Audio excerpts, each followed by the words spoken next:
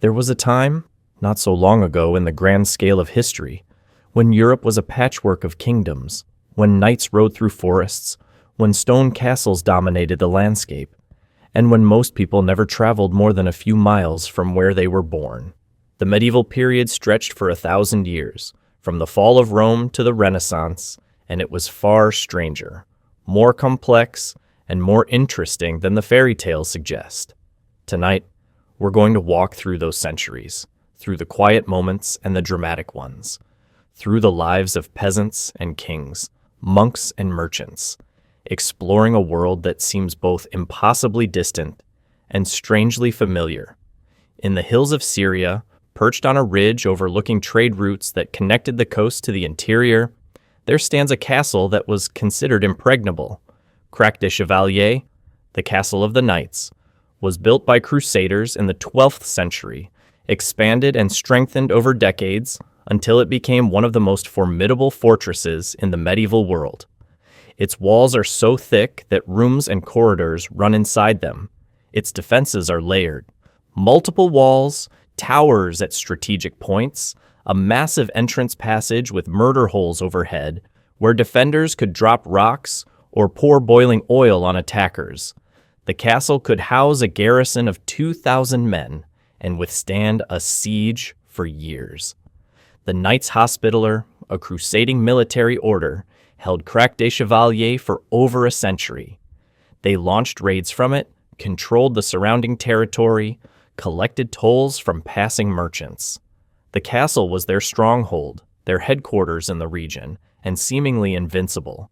Muslim forces attacked it multiple times and failed. The walls held. The defenders endured. The castle stood.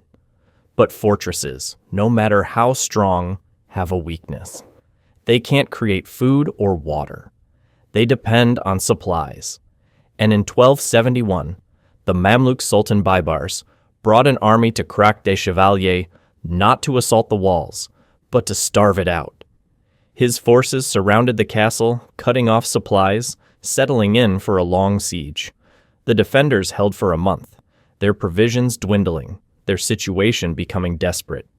Then, according to legend, Baybars used a clever trick. He forged a letter supposedly from the Knights Hospitaller's Grand Master, ordering the garrison to surrender. Whether the defenders believed the letter was genuine or simply saw no point in continued resistance, they negotiated terms. They were allowed to leave with their possessions, marching out of the castle they'd held for over a century. Baybars took control without storming the walls, without losing men in bloody assault. The impregnable castle fell not to force, but to trickery and starvation. Or so the story goes. The truth is probably more prosaic. The garrison was depleted, supplies were exhausted, and no relief force was coming. The Crusader states were collapsing, their position in the region becoming untenable. The knights saw the writing on the wall and negotiated the best terms they could get. But the legend persists because it illustrates a medieval truth. Castles could be incredibly strong, but ultimately, human factors determined their fate. Crac des Chevaliers still stands, one of the best preserved medieval castles anywhere. Its massive walls, its chapel, its great hall, its storage rooms and corridors, all survived centuries with remarkably little damage.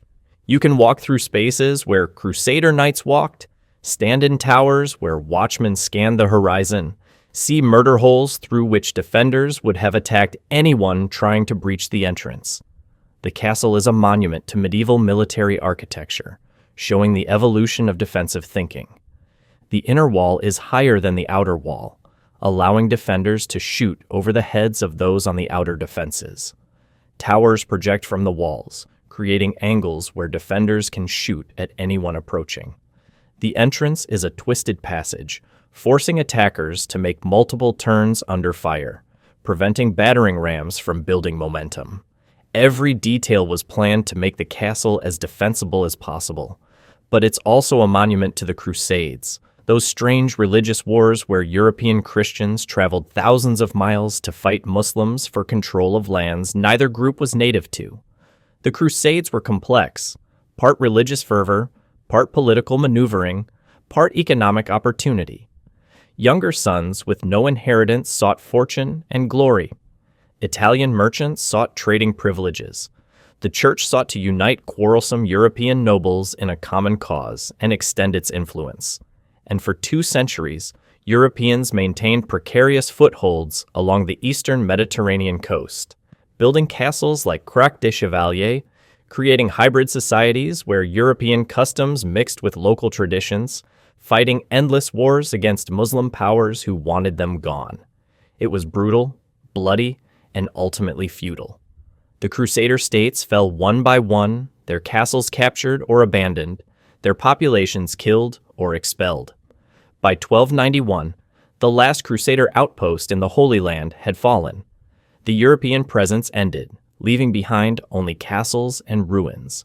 Croix de Chevalier survived because it was useful. Baibars and his successors maintained it, using it to control the same trade routes the Crusaders had controlled. Ottoman Turks later used it. Even in the 20th century, French mandatory authorities used it as a garrison. The castle that the Crusaders built to last has lasted, though the kingdom they built it to defend disappeared centuries ago. Standing in Croix de Chevalier, looking out from its walls over the Syrian countryside, you can imagine the Crusader knights who once stood in the same spot, scanning for enemy forces, dreaming of home in distant Europe, living lives of routine boredom punctuated by moments of terror. In battle, they were far from home, fighting for a cause they believed in, holding a castle they thought was impregnable, not knowing that everything they built would eventually fall, and only the stones would remain. In October 1347, 12 ships arrived at the port of Messina in Sicily. They came from the Black Sea, carrying a cargo more deadly than anyone could imagine. Most of the sailors were dead. Those still alive were covered in black boils that oozed blood and pus. The ships were quarantined, but it was too late. The rats on those ships carried fleas, and those fleas carried bacteria, Yersinia pestis, the cause of bubonic plague. The Black Death had arrived in Europe. Within 5 years, the plague killed perhaps a third of Europe's population. Some regions lost half their people. Some towns were entirely depopulated. The speed was terrifying. People could be healthy in the morning and dead by evening. The symptoms were horrific. Fever, chills, vomiting, diarrhea, and the characteristic buboes, swollen lymph nodes in the groin, armpits, or neck that turned black and burst. The stench of death filled cities. Bodies piled up faster than they could be buried. Entire families died within days of each other. No one knew what caused it. The dominant theory was bad air, miasma, corrupted by some astrological alignment or divine punishment for sins. People tried everything to protect themselves. They carried flowers to ward off bad smells. They burned aromatic woods. They fled cities for the countryside, often carrying the plague with them. They flagellated themselves in public, hoping to appease God's wrath. They blamed outsiders. Jews were massacred across Europe, accused of poisoning wells, despite dying from plague at the same rate as Christians. Nothing worked. The plague spread inexorably, following trade routes, carried by infected fleas on rats that traveled with merchant caravans and ships. It reached the remotest villages. It struck monasteries where monks had isolated themselves. It killed rich and poor, clergy and laity, young and old. Death was everywhere, unavoidable, incomprehensible.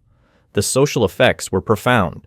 With so many dead, labor became scarce and valuable. Peasants could demand higher wages or better conditions, threatening to leave if refused.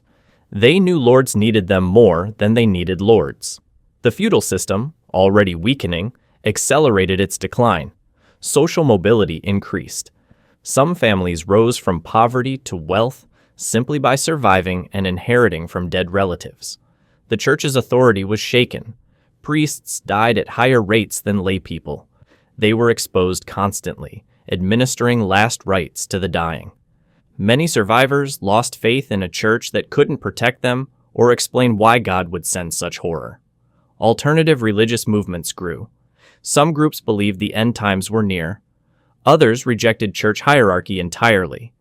Cultural attitudes changed. Art became more morbid, obsessed with death and decay. The dance of death, images of skeletons leading people from all walks of life to their graves, became a common motif. Memento mori, remember you will die, was carved on tombstones, painted in frescoes, woven into tapestries. Life felt fragile and precious in ways it hadn't before. But life continued. After the initial catastrophe, survivors rebuilt. Fields were replanted, though by fewer hands. Markets reopened. Couples married and had children. The population slowly recovered, though it took over a century for Europe to return to pre-plague population levels. And the plague returned, again and again. Not as devastating as the first outbreak, but still deadly. Every few decades, plague would sweep through a region, killing thousands. It became a recurring feature of European life for 3 centuries. People lived knowing that plague could return at any time, that death could come suddenly, that life was uncertain. The medieval world before the Black Death was different from the world after. Before, society was relatively stable, hierarchical, certain of its structures. After, everything was questioned. Authority was challenged. Old certainties crumbled. The Renaissance, the Reformation, the eventual emergence of the modern world, all were shaped by the plague's aftermath, by societies trying to make sense of catastrophe, by people who had seen death on a scale that shattered their worldview. The plague eventually faded from Europe, the last major outbreak occurring in the 18th century. By then, quarantine measures were more effective. Understanding of disease transmission had improved slightly, and possibly the bacteria itself became less virulent, or populations developed some resistance. But for 3 centuries, plague was a recurring nightmare, a shadow over daily life, a reminder of mortality that shaped how people thought about everything. The Black Death is often cited as the worst pandemic in human history in terms of percentage of population killed, but it's also one of the most transformative. It shattered the medieval world, accelerating changes that might have taken centuries to unfold naturally. The world that emerged from the plague was fundamentally different from the world that entered it. In the quiet of night, in medieval towns after the plague had passed, you could walk through streets where a third of the houses stood empty. You could see fields reverting to wilderness because there was no one to farm them. You could feel the absence, the empty spaces where people had been. But you could also feel the survivors' determination to continue, to rebuild, to carry on despite incomprehensible loss. Life, however diminished, persisted. In the 14th century, a king who loved books decided to commission the finest illuminated manuscript ever created. King Wenceslas IV of Bohemia wanted something spectacular, a complete Bible, in Latin, illustrated with incredible detail and artistry. Thus, commission went to a monastery, where a team of scribes and artists worked for years, creating over 600 pages of text illustrated with thousands of intricate paintings and decorations. But this wasn't just any Bible. The Codex Gigas, the giant book, is the largest medieval manuscript in the world, nearly 3 feet tall and weighing 165 pounds. It requires 2 people to lift it safely. Opening it is like opening a door to another world. The pages are made from the skins of 160 donkeys. The text is in Latin, written in an elegant Gothic script, and the illustrations are vivid, detailed, strange, and on one page, taking up the entire space, is a massive portrait of the devil, horned, clawed, with a forked tongue, surrounded by flames. He dominates the page in reds and greens and blacks. The image is so striking, so unusual for a religious text, that the manuscript earned a second name, the Devil's Bible. Legend claims the manuscript was created by a single monk who was condemned to be walled up alive for breaking his monastic vows. He begged for a chance to redeem himself, promising to create the greatest manuscript ever made in a single night. The monastery agreed. As the deadline approached and the monk realized the task was impossible, he prayed, not to God, but to the devil, for help. The devil appeared and finished the manuscript in exchange for the monk's soul. The monk included the devil's portrait in gratitude and warning. The legend is false, of course. The manuscript shows clear evidence of being created over many years by multiple hands. But it's a good story, and it speaks to medieval attitudes about knowledge, books, and the thin line between sacred and profane. Books in the medieval period were incredibly valuable. Before the printing press, every book was handmade, copied letter by scribes who spent their entire lives at this work. A single Bible could take years to produce and cost as much as a farm. Books were chained to lecterns to prevent theft. Monasteries guarded their libraries carefully. Owning books was a sign of wealth and power. The Codex Gigas traveled through history, changing hands multiple times. It was seized as war booty during the 30 Years' War, taken to Sweden as part of the plunder. It survived a palace fire in Stockholm in 1697, supposedly carried to safety by a single man, though this seems physically impossible given its weight. It was studied by scholars, marveled at by visitors, and eventually became one of the treasures of the Swedish National Library. But why was it made so large? The most practical theory is that it was meant to be displayed, not read. It was a showpiece demonstrating the monastery's wealth and piety, impressing visitors, bringing prestige to the institution that owned it. The size made it impractical for normal use, but perfect for display. It was a monument in book form. The medieval period loved grand gestures like this. Cathedrals that took centuries to build, reaching for the heavens with soaring arches and flying buttresses. Reliquaries encrusted with gold and jewels to hold fragments of saints' bones. Manuscripts like the Codex Gigas, combining incredible craftsmanship with religious purpose. These weren't practical, they were statements of faith, demonstrations of devotion, attempts to create something eternal in a world where everything seemed temporary. Looking at the Codex Gigas today, behind glass in the Swedish National Library, you see the labor of years condensed into an object. Every letter was carefully drawn. Every illustration was planned and executed with precision. The materials were expensive. The donkey skins, the inks made from precious materials, the gold leaf used in decorations. Someone, probably multiple someones, dedicated years of their lives to creating this single object. What did they think as they worked? Did they see it as holy labor, a way of glorifying God? Did they resent the monotony, the years spent copying texts they'd copied many times before? Did they take pride in their craftsmanship, knowing they were creating something remarkable? We'll never know. Medieval artisans and scribes rarely left personal reflections. They worked anonymously for the glory of God and the prestige of their monastery, not for personal recognition. The devil's portrait in the Codex Gigas is fascinating because it's so unusual. Medieval religious manuscripts occasionally depicted demons, but usually small, being defeated by saints or angels. A full-page portrait of the devil, dominant and striking, is rare. Why include it?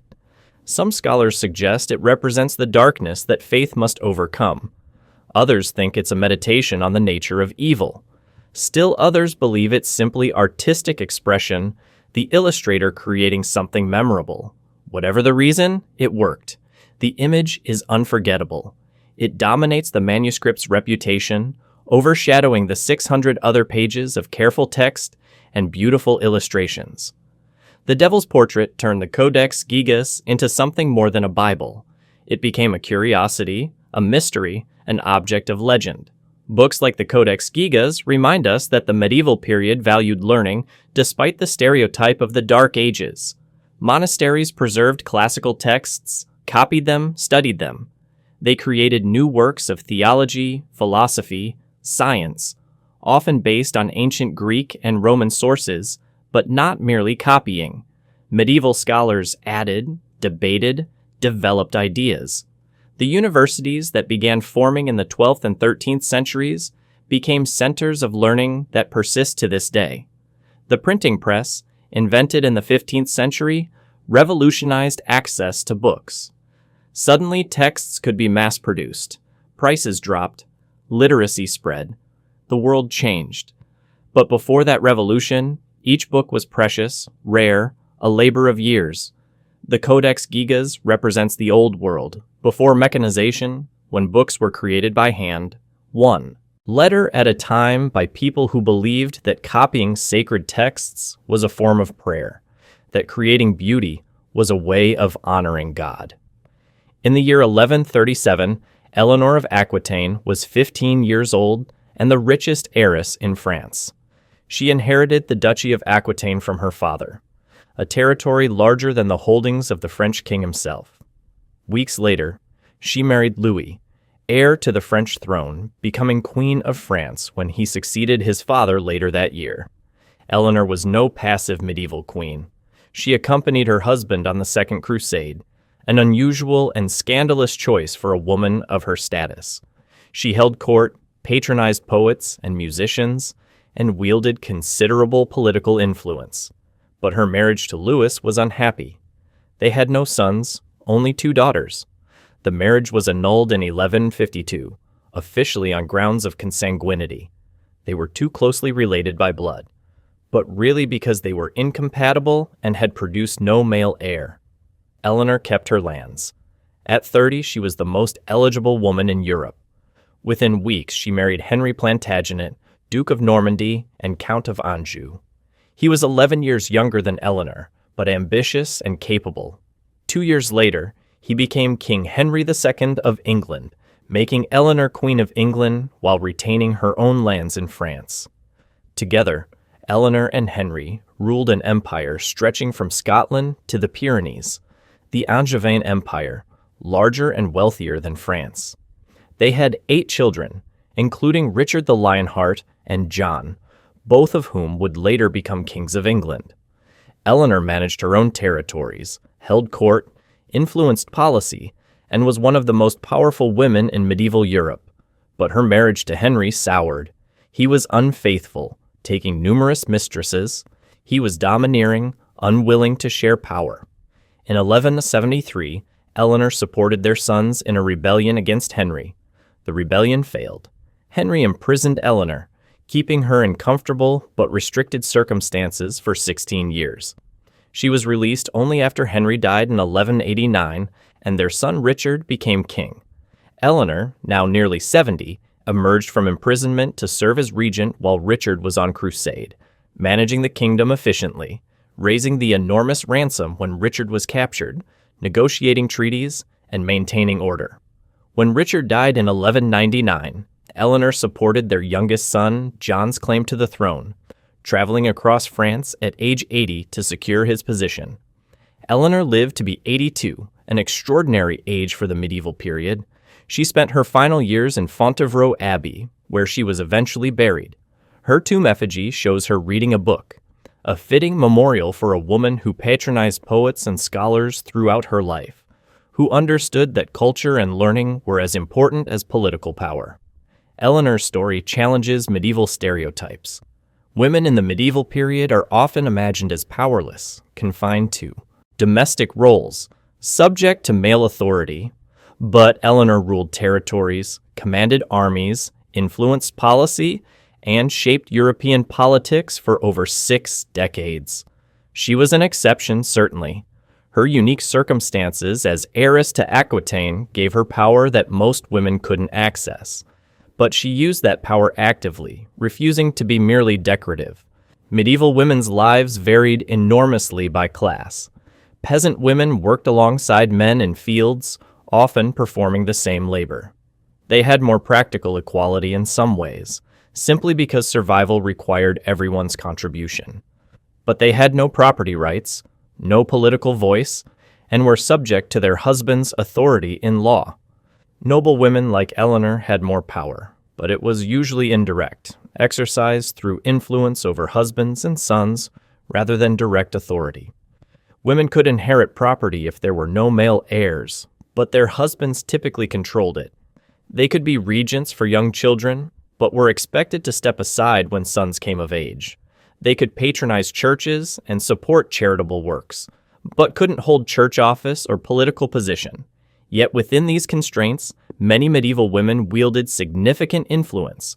Queens like Eleanor shaped policy, negotiated treaties, managed territories. Abbesses ruled monasteries, controlling land and resources, educating women, preserving manuscripts. Merchants' wives often managed businesses when their husbands traveled. Widows sometimes continued their late husbands' trades, running shops or workshops. The historical record has obscured these women's lives because medieval chroniclers, almost all male clergy, rarely considered women's activities worth recording. We know about Eleanor because she was queen, because her actions affected kingdoms and wars. But countless other women, noble and common, urban and rural, lived complex lives that went unrecorded, their contributions forgotten, because no one thought to write them down. Eleanor's tomb at Fontevraud Abbey is a reminder of this complexity. She's depicted reading, not praying or serving, emphasizing her intellectual life. Next to her lie the tombs of Henry II, Richard I, and other family members. Together, they represent a dynasty that shaped medieval Europe, that connected England and France in complicated ways, that influenced both nations' histories for centuries. But Eleanor's importance goes beyond her political achievements. She represents the possibility of female power in a male-dominated world, showing that women could rule, could command, could make history even within medieval constraints. She's not proof that medieval women were generally empowered. They weren't. But she's proof that medieval society was more complex than simple stereotypes suggest, that extraordinary women could achieve extraordinary things even within restrictive systems. Standing in Fontevraud Abbey, looking at Eleanor's tomb, you can imagine her life. The young heiress thrust into marriage and queenship, the patron of troubadours and courts of love, the rebel imprisoned by her husband, the elder stateswoman managing kingdoms in her 70s. She lived through immense changes, saw kingdoms rise and fall, outlived most of her children, and left a mark on history that few of her contemporaries, male or female, could match. In medieval Europe, one commodity drove entire economies, funded wars, built cathedrals, and enriched merchants beyond imagination. Not gold, not spices, not silk. Wool. The humble fleece from millions of sheep transformed medieval England from a backwater into an economic power, created vast fortunes for Italian banking families, and built cities in Flanders that became centers of art, culture, and finance. The wool trade centered on England, which had ideal conditions for sheep, temperate climate, extensive pastures, and a rural population willing to tend flocks. But England didn't have the skills to turn wool into luxury cloth. That expertise existed in Flanders, modern-day Belgium, and northern France, where weavers had perfected techniques for creating fine woolen fabrics that the wealthy across Europe demanded. So, wool traveled. English merchants sold raw fleeces to Flemish cloth makers. The wool was cleaned, combed, spun into thread, woven into cloth, fulled to thicken and clean it, and dyed vibrant colors using expensive imported dyes. The finished cloth was far more valuable than the raw wool.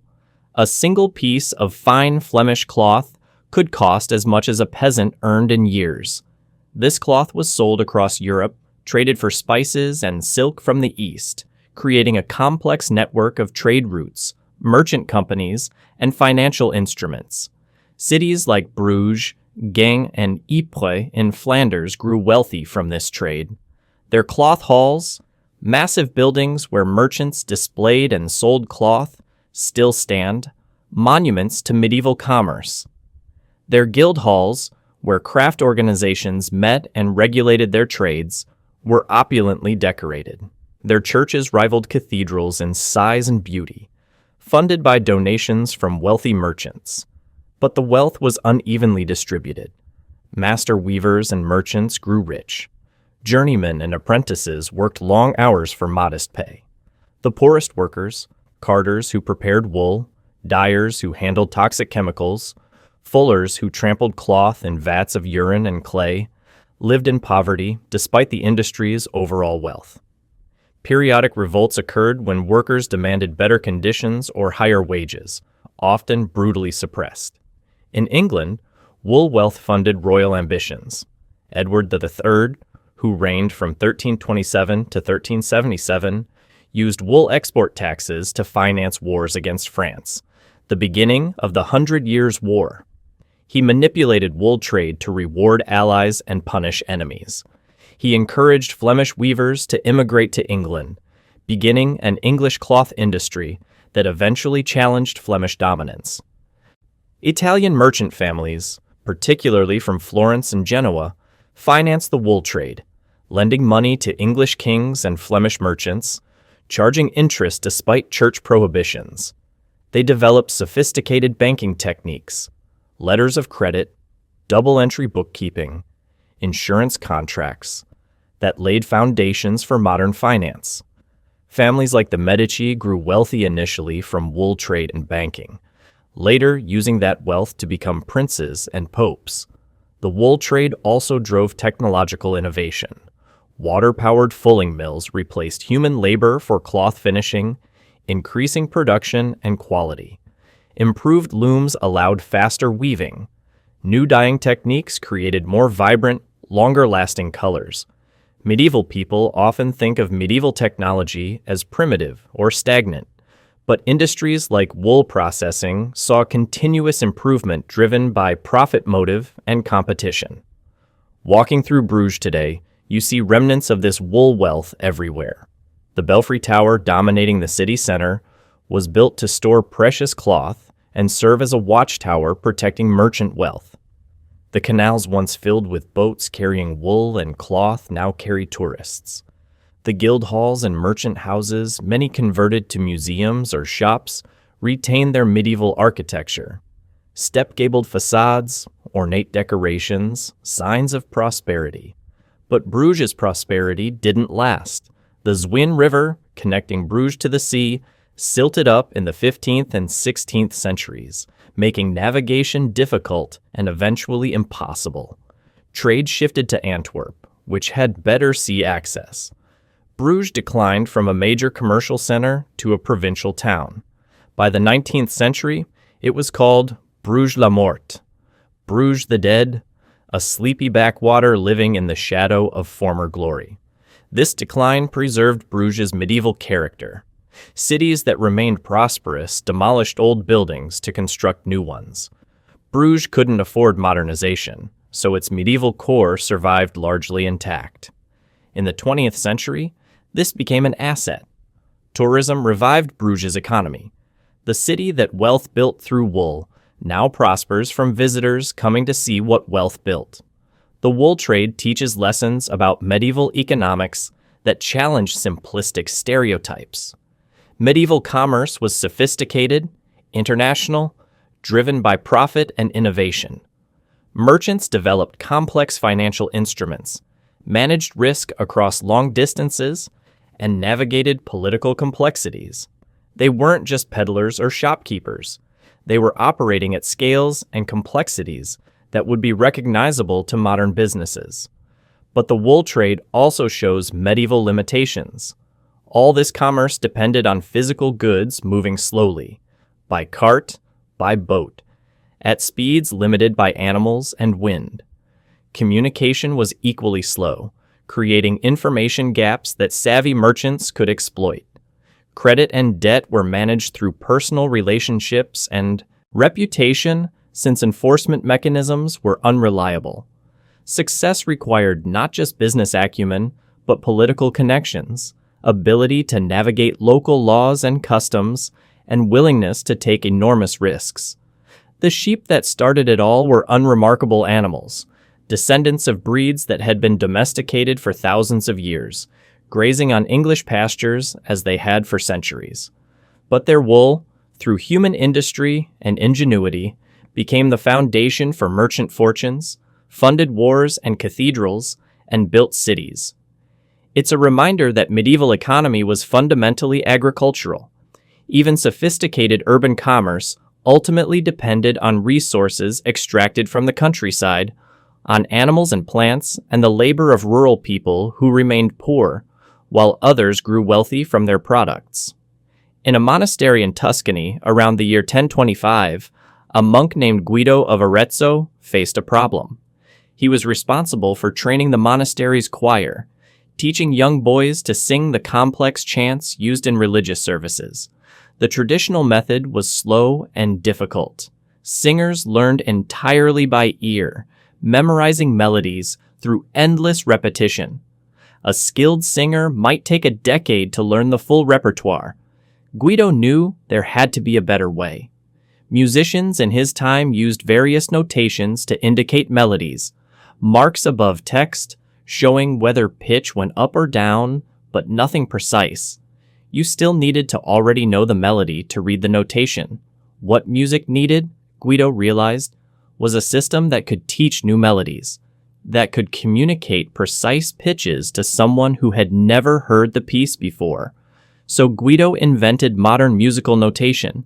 He drew 4 horizontal lines representing specific pitches and placed square notes on the lines and spaces, each position indicating an exact pitch. Suddenly, a melody could be written down and read by anyone who understood the system, without needing to hear it first. A singer in one monastery could write down a melody, send the notation to another monastery, and have it performed there accurately without ever traveling or teaching in person. This was revolutionary. Guido claimed he could train a competent singer in 1 year using his system, compared to the decade it took with the old method. Music could spread across Europe more quickly. New compositions could be shared. The notation preserved melodies exactly, preventing the gradual changes that occurred when music was passed down orally. But Guido didn't stop there. He also invented solfege, do, re, mi, fa, sol, la, ti, the syllables still used today to teach pitch relationships. He based it on a Latin hymn where each phrase started on a successively higher note. By associating each pitch with a syllable from this familiar hymn, singers could quickly learn to identify and reproduce specific pitches. These innovations spread rapidly. Within a century, Guido's notation system was used across Europe. It continued evolving. More lines were added to create the 5-line staff. Different note shapes indicated duration. Additional symbols expressed dynamics and tempo. The musical notation we use today is a direct descendant of Guido's system from 1,000 years ago. This matters because medieval music is often underappreciated. When people think medieval, they imagine a period without art or culture, dark and primitive. But medieval musicians created sophisticated compositions, developed music theory that remains fundamental, and established traditions that shaped Western music for centuries. Gregorian chant, the official music of the medieval Catholic Church, was the dominant musical form for centuries. It's monophonic, single melodic lines without harmony, but incredibly subtle in its use of rhythm, pitch, and text setting. Different modes gave different emotional characters. Melodies could span wide ranges or stay within a few notes. The texts, usually Latin psalms or prayers, were set to enhance their meaning and emotion. Over time, musicians began experimenting beyond monophony.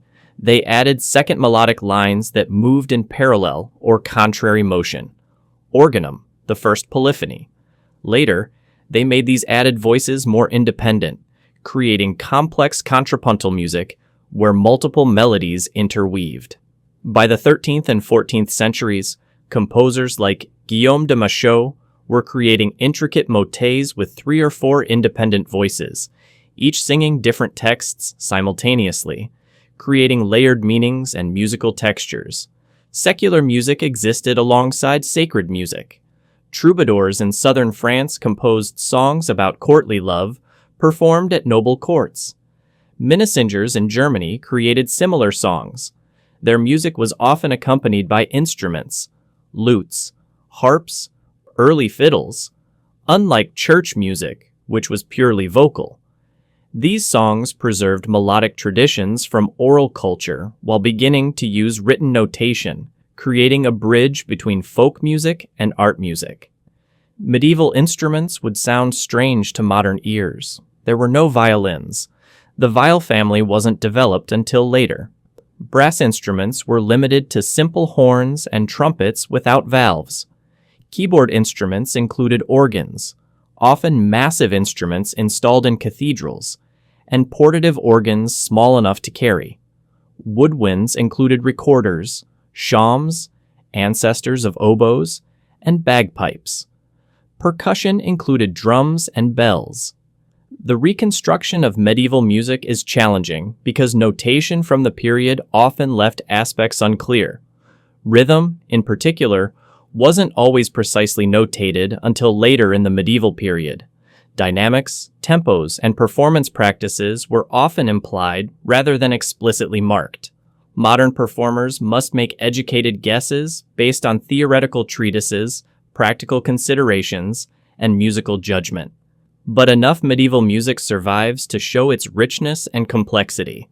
The Codex Calixtinus, a 12th century manuscript from Santiago de Compostela, contains not only monophonic chants, but also early polyphonic compositions. The Montpellier Codex from the 13th century preserves hundreds of motets showing sophisticated contrapuntal technique. The Roman de Fauvel, an early 14th century satirical narrative, includes musical insertions that range from simple songs to complex polytextual motets. Guido of Arezzo probably never imagined how far-reaching his innovations would be.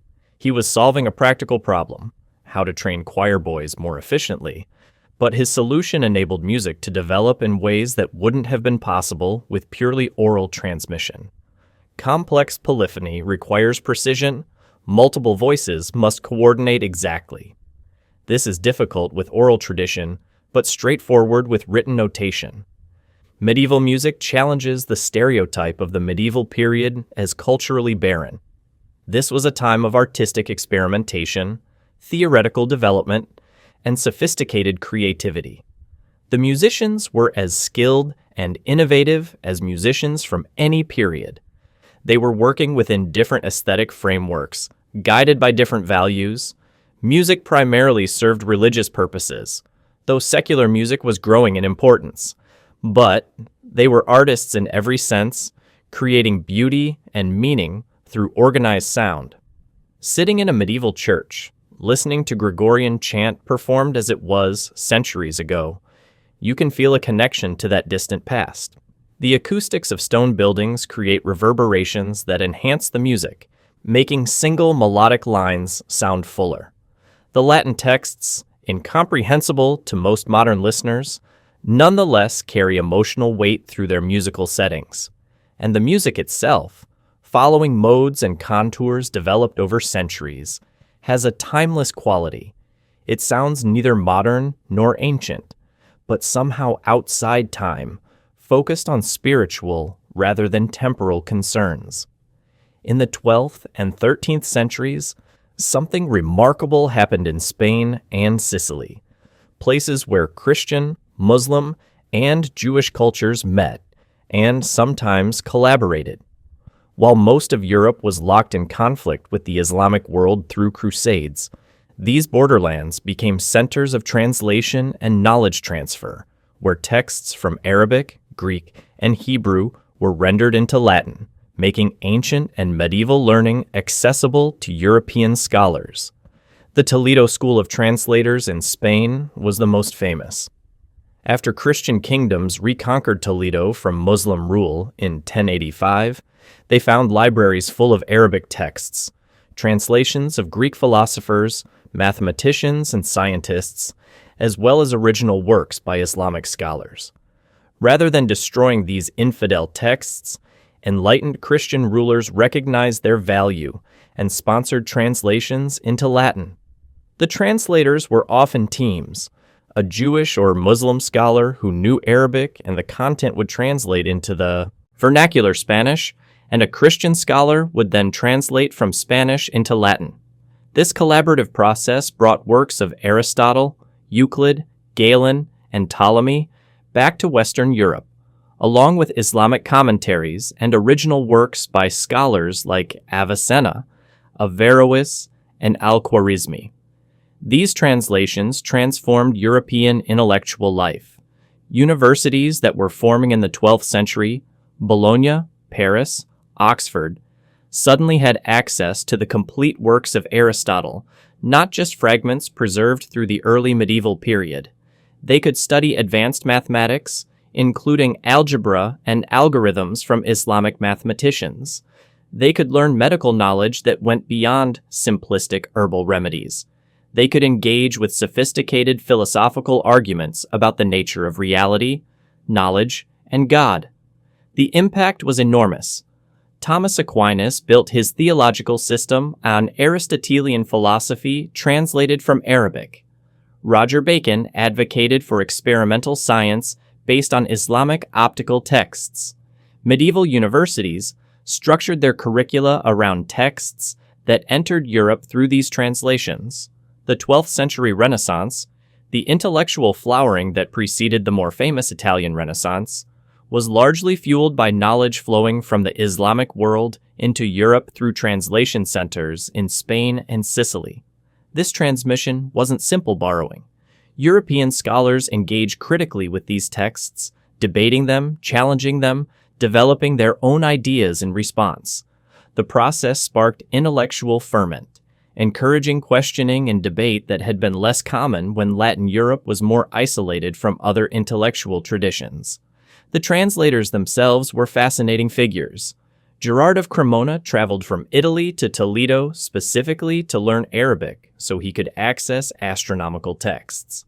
He spent decades there, eventually translating over 70 works from Arabic to Latin, including Ptolemy's Almagest, Euclid's Elements, and numerous medical texts. His translations became standard textbooks in European universities for centuries. Adelard of Bath traveled through the Islamic world, Syria, Sicily, Spain, collecting knowledge. He translated Al-Khwarizmi's astronomical tables and Euclid's Elements from Arabic. He wrote about his travels and what he learned, challenging European assumptions and introducing Arabic learning to a broader audience. The process worked in multiple directions. Fibonacci, the Italian mathematician, learned Arabic numerals and arithmetic during time spent in North Africa. He wrote about these methods in his book Liber Abaci in 1202, introducing Hindu-Arabic numerals to Europe, the number system we still use today, replacing cumbersome Roman numerals. His book included practical applications for merchants, showing how the new number system made calculations easier and mathematical problems that demonstrated more advanced techniques. But this golden age of translation and cultural exchange was finite. As Christian kingdoms conquered more of Spain, religious tolerance decreased.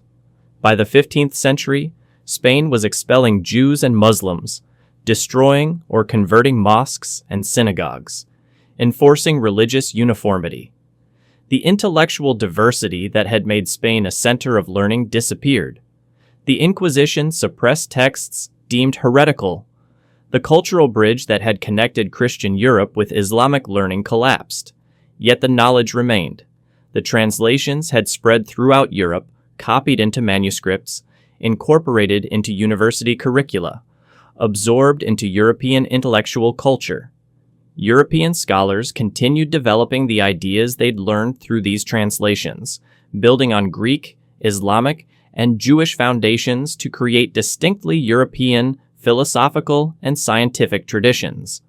This historical moment challenges simplistic narratives about medieval Europe and Islam as merely antagonistic. Yes, there were crusades and religious conflicts, but there were also moments of collaboration, times when scholars from different religious traditions worked together because they valued knowledge above sectarian concerns.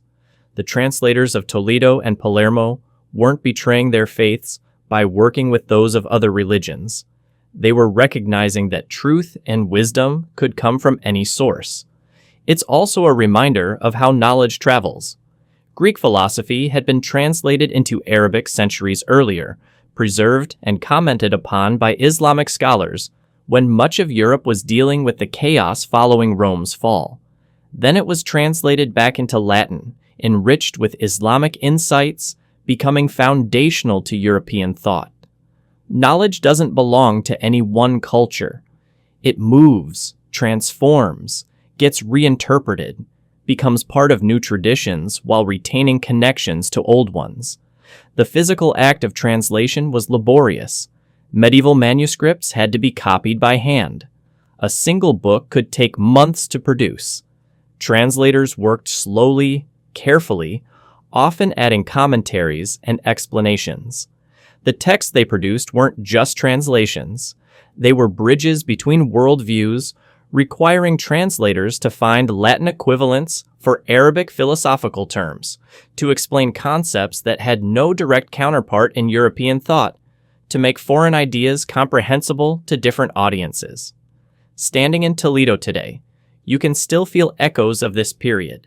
The city preserves its medieval character: narrow streets, old synagogues converted to churches, mosques transformed into museums. The Alcazar, once a Muslim fortress, was rebuilt by Christian kings. The cathedral stands on the site of the Great Mosque. Layers of history overlap, each culture leaving its mark. But the translation work itself is gone. The manuscripts dispersed to libraries across Europe. The translators, long dead, their collaborative environment vanished with the Reconquest's completion. What remains is their legacy, the knowledge they transmitted, the intellectual traditions they helped establish, and the example they set of scholars from different backgrounds working together because they believed understanding mattered more than religious or cultural boundaries. Richard the Lionheart, King of England from 1189 to 1199, is remembered as a warrior king, a crusader, a romantic hero. But here's something remarkable. He probably couldn't read. Or, if he could, barely. And this wasn't unusual or shameful for a medieval king. Literacy wasn't considered essential for nobility. What mattered was martial skill, political judgment, personal charisma, qualities that didn't require reading. Medieval kings employed clerks, educated men, usually clergy, who handled writing and reading. Kings dictated letters, which clerks wrote. They listened to documents read aloud rather than reading them personally. They authenticated documents with seals, physical stamps and wax, rather than signatures. The king's seal was his mark, instantly recognizable, impossible to forge without possessing the physical seal itself. This system worked well enough. Kings could rule effectively without personal literacy because they had literate servants, but it created dependencies. A king relied on his clerks to accurately represent what documents said, to write what he intended, to be honest in their translations and summaries. Unscrupulous clerks could potentially manipulate kings by misrepresenting written content. Literacy in medieval Europe was largely confined to clergy and a small urban merchant class. Most nobles couldn't read. Peasants certainly couldn't. There was no reason for them to learn, no schools to teach them, no books for them to read, even if they could. Literacy served no practical purpose for people who would spend their lives farming.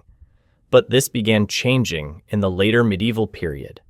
As commerce grew, merchants needed to read contracts, account books, and correspondence. As royal governments became more bureaucratic, nobles needed to understand the documents they were signing.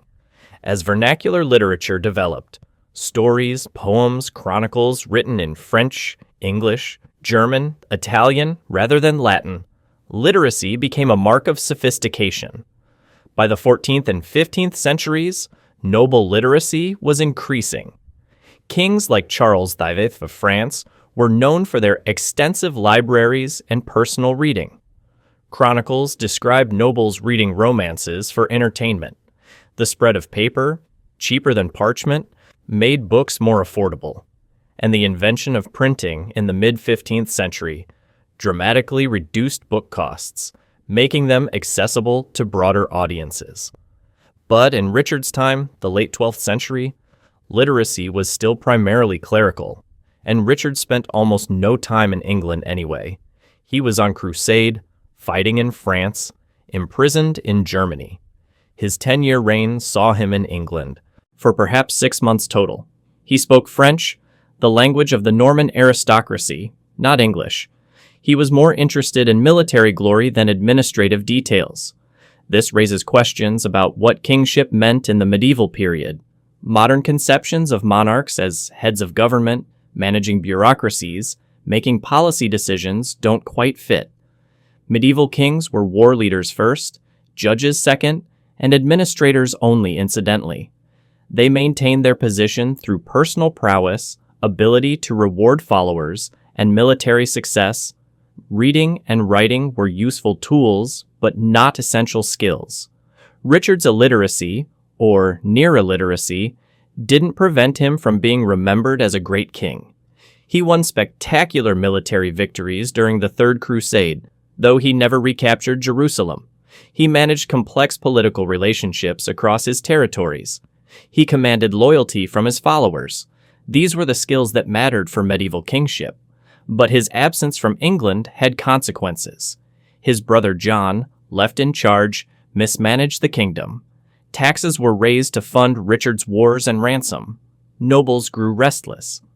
When Richard died in 1199 from a crossbow wound sustained while besieging a minor castle in France, an ignoble end for a warrior king, John succeeded him and inherited a troubled realm. John's failures led to the Magna Carta in 1215, limiting royal power, establishing principles that would eventually shape modern constitutional governance. The contrast between Richard and John is instructive. Richard was brave, charismatic, successful in battle, the ideal medieval knight. John was paranoid, politically inept, militarily unsuccessful, a bad king by medieval standards. But John could read and write. He was more interested in administration than Richard. He tried to govern effectively, if tyrannically. Yet he's remembered as one of England's worst kings, while Richard, who barely visited England and couldn't read, is remembered as a hero. This tells us something about medieval values. Literacy was useful, but not valued the way we value it today. Personal courage, military skill, generosity to followers, political savvy mattered more. A king who could fight and win loyalty was better than a king who could read but lacked martial virtues. The intellectual skills we prize today weren't what medieval society prioritized for its leaders, yet literacy was spreading. By the time of Henry V in the early 15th century, English kings were writing personal letters, reading documents themselves, engaging directly with written material. The age of the warrior king who couldn't read was ending.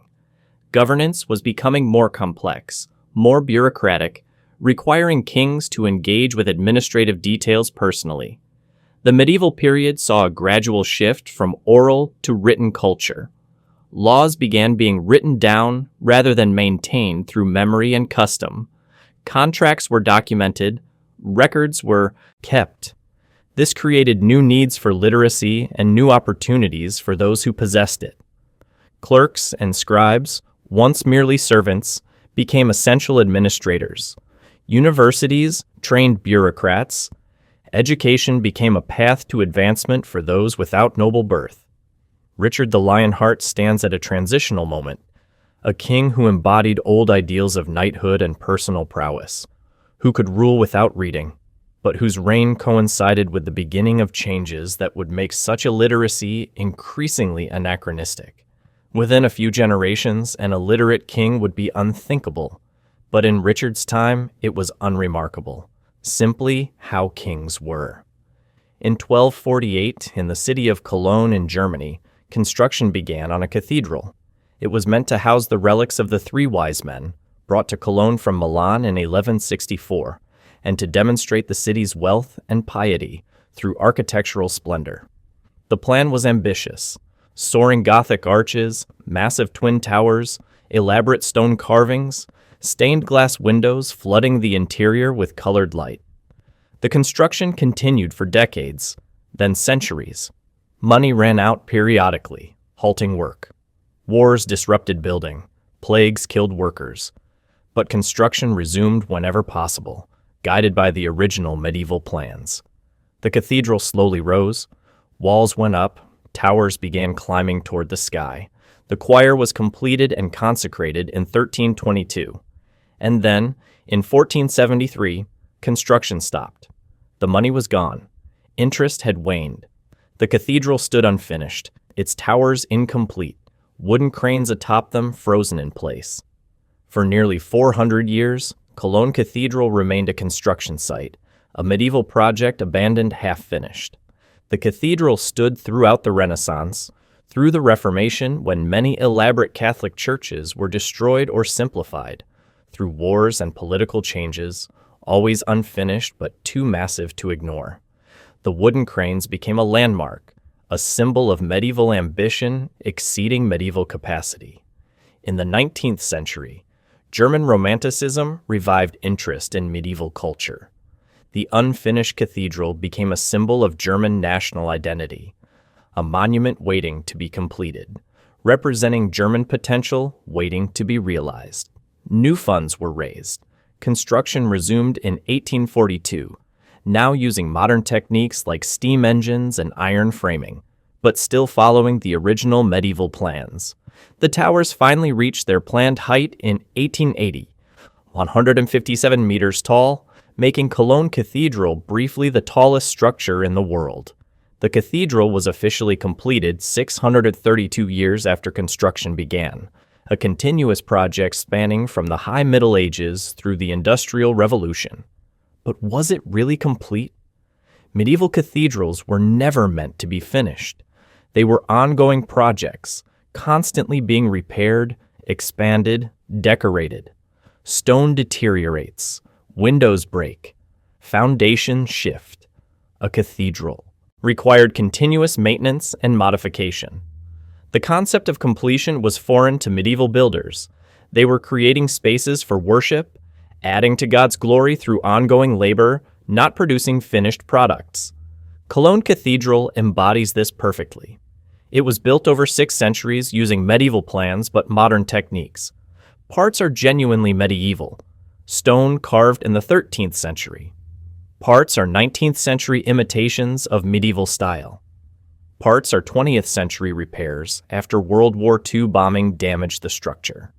The cathedral is a palimpsest, layers of different periods, all claiming to be the same unified whole. This raises questions about authenticity and historical preservation. Is a building that took 600 years to build really medieval? Are 19th century additions following medieval plans authentic or imitations? When the cathedral was bombed in World War II and then restored, what exactly was being restored? The medieval vision, the 19th century completion, or some idealized version that never existed? These questions have no clear answers. Buildings aren't static artifacts. They're living spaces, constantly being used and modified. Every restoration involves choices about what to preserve, what to reconstruct, what to change.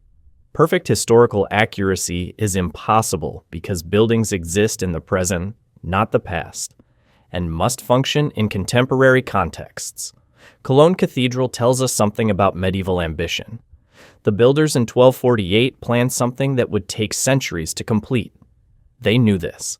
Medieval cathedrals routinely took generations to build. Workers would start knowing they'd never see the finished building, that their grandchildren might not see it, that completion might take a century or more. Yet, they started anyway. The work itself was meaningful. Building a cathedral was an act of devotion, a physical prayer, a way of glorifying God through human labor. Whether it was ever finished mattered less than the continuous effort toward an impossible ideal, reaching toward heaven through soaring stone arches, creating spaces that inspired awe and directed thoughts toward the divine. The Gothic style that Cologne Cathedral exemplifies was revolutionary. Earlier, Romanesque churches were heavy, thick-walled, with small windows. Gothic architecture used pointed arches, flying buttresses, and ribbed vaults to distribute weight more efficiently, allowing thinner walls and larger windows. The result was buildings that seemed to defy gravity, with stone arches reaching incredible heights and walls that were more window than stone. The stained glass windows were particularly important. They transformed light into color, creating ethereal atmospheres inside the cathedral. The windows told stories, biblical narratives for illiterate congregations who couldn't read scripture but could understand images. They demonstrated wealth. Colored glass was expensive, particularly blue glass, which required rare minerals. And they created transcendent experiences. When light streams through stained glass, transforming the interior into a space of colored radiance, the effect is genuinely magical. Walking through Cologne Cathedral today, you experience something similar to what medieval worshippers experienced. The scale is overwhelming. The ceiling soars 43 meters high, creating a sense of human smallness before God. The light through stained glass creates an otherworldly atmosphere. The stone details, even when carved in the 19th century following medieval designs, demonstrate remarkable craftsmanship. And the space feels sacred, set apart from the ordinary world outside. But you're also experiencing something medieval people never did: the completed cathedral. They saw it under construction, towers growing slowly, workers always present, the building always unfinished. The completion they imagined was theoretical, something for future generations. The cathedral you see today is both the realization of their vision and something they never experienced. Medieval cathedrals like Cologne were statements of faith, certainly, but also demonstrations of civic pride, displays of wealth, and architectural laboratories where builders experimented with new techniques. They were economic engines, employing hundreds of workers, attracting pilgrims whose spending supported local economies. They were community focal points where people gathered for worship, but also for markets, meetings, and social events. They were more than churches. They were the literal and metaphorical centers of medieval urban life. The cathedral that took 6 centuries to build is now a UNESCO World Heritage Site, one of Germany's most visited landmarks, a working church where services are still held daily. It survived the medieval period, the Reformation, wars, industrialization, and World War II bombing. It stands as a testament to medieval ambition, 19th century nationalism, and continuous human efforts to create meaningful spaces. And it's still not finished. Like all buildings, it requires constant maintenance. Stone must be cleaned and repaired. Windows must be maintained. The structure must be monitored for stability. The completion in 1880 was really just a milestone in an ongoing process that will continue as long as the building stands. We've walked through the medieval world tonight, through castles and cathedrals, plague-ravaged cities and wool-trading ports, translation centers, and unfinished dreams in stone.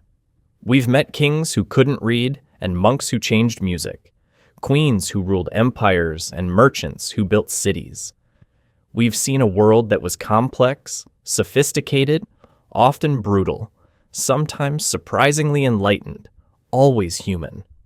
The medieval period lasted 1,000 years, as much time as separates us from the end of the medieval period.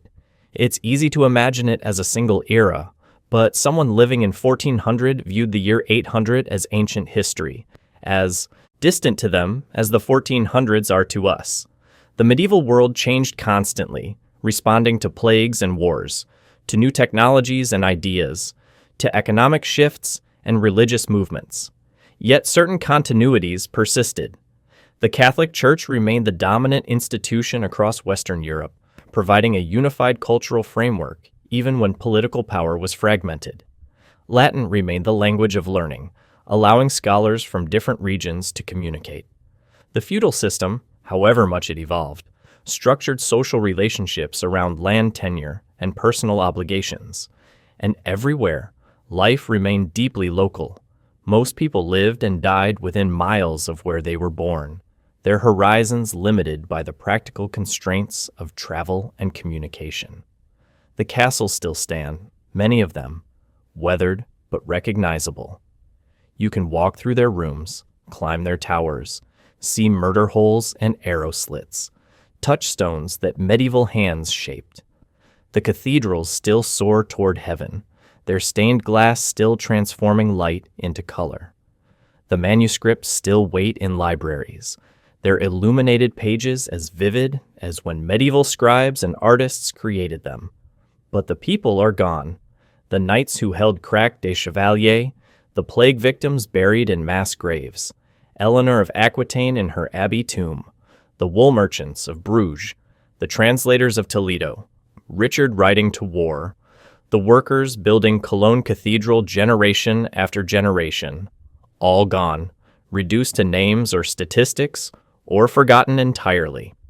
What remains are their creations and the systems they built, the legal principles that developed from medieval jurisprudence, the universities that began as medieval guilds of masters and students, the towns whose medieval charters established rights and privileges, the musical notation Guido invented, the knowledge the translators transmitted, the cathedrals that still inspire awe. The medieval world shaped our world in ways we barely recognize because they're so fundamental. Our calendar, our timekeeping systems, our musical notation, our universities, many of our cities, much of our legal thinking, all have medieval roots. We're medievalists without knowing it, using systems and inhabiting structures whose origins lie in those 1,000 years between Rome's fall and the Renaissance. But the medieval world was also fundamentally different from ours. It was a world where divine order structured everything, where social hierarchy seemed natural and unchangeable, where the next world mattered more than this one, where collective identity superseded individual identity. Medieval people thought differently than we do, not because they were less intelligent, but because they operated within different conceptual frameworks, asked different questions, valued different things. Trying to understand the medieval world requires imagination. We must try to see with eyes that viewed the world as enchanted, where miracles were possible and saints interceded in daily life. We must try to think in terms of honor and loyalty rather than rights and contracts. We must try to feel the weight of tradition, the sense that the proper way of doing things had been established long ago and shouldn't change. This is difficult. We're products of our time, shaped by modern assumptions and values as thoroughly as medieval people were shaped by theirs. The gulf of time that separates us from them is filled not just with years, but with fundamental changes in worldview. We can study the medieval world, learn its facts, analyze its structures, but truly understanding how it felt to live in it, to think as medieval people thought, that remains elusive. Yet the attempt is worthwhile. The medieval world was human, filled with people who felt deeply, thought carefully, created beauty, struggled with problems, loved and lost and continued. They were as fully human as we are, experiencing their lives with the same intensity we experience ours. Their world is lost, but their humanity persists in the traces they left behind. As you drift toward sleep, let the medieval world fade like images in a dream. See the castle walls in twilight, knights riding home as the sun sets. See the cathedral at dawn, light beginning to stream through stained glass. See the monastery scriptorium, monks carefully copying manuscripts by candlelight. See the marketplace bustling with merchants and customers, wool being traded, coins changing hands. See the queen in her chamber, reading by lamplight. See the fields at harvest time, peasants working together to bring in crops before winter. These scenes are gone now, preserved only in imagination and fragmentary evidence. The medieval world ended, transformed gradually into something else. The Renaissance, the Reformation, the early modern period, eventually the world we inhabit. But while it lasted, it was as real as our world, as complex, as meaningful to those who lived in it. The stones remain, castles and cathedrals, walls and bridges, monuments to medieval ambition and skill. But the voices are silent. The footsteps have faded. The daily life that filled medieval spaces has emptied away, leaving only echoes that we strain to hear across the centuries. Sleep now, knowing that you've walked through a lost world tonight, that you've glimpsed lives lived long ago in places that still exist, but are no longer home to anyone. The medieval world is past, but not entirely gone. It persists in the structures it built, the systems it created, and the stories that remain to be told about knights and castles, plagues and cathedrals, kings and queens, monks and merchants, all the ordinary and extraordinary people who made up that 1,000-year period we call the Middle Ages. Tomorrow, the castles will still stand, weather-worn but enduring. The cathedrals will still reach toward heaven. The manuscripts will still wait in libraries, and the medieval world will still be there, silent and patient, waiting for anyone curious enough to explore it, to try to understand it, to recognize that however different it was from our world, it was built and inhabited by people fundamentally like us, human beings trying to make sense of their existence, creating meaning and beauty in a world that often seemed harsh and incomprehensible. The Middle Ages are over, but their echoes continue, and in the quiet of night, if you listen carefully, you might almost hear those echoes, the chanting of monks, the hammering of stonemasons, the clatter of horses on cobblestones, the whisper of pages being turned in candlelit chambers, all the sounds of a lost world that was, for 1,000 years, the only world its inhabitants knew.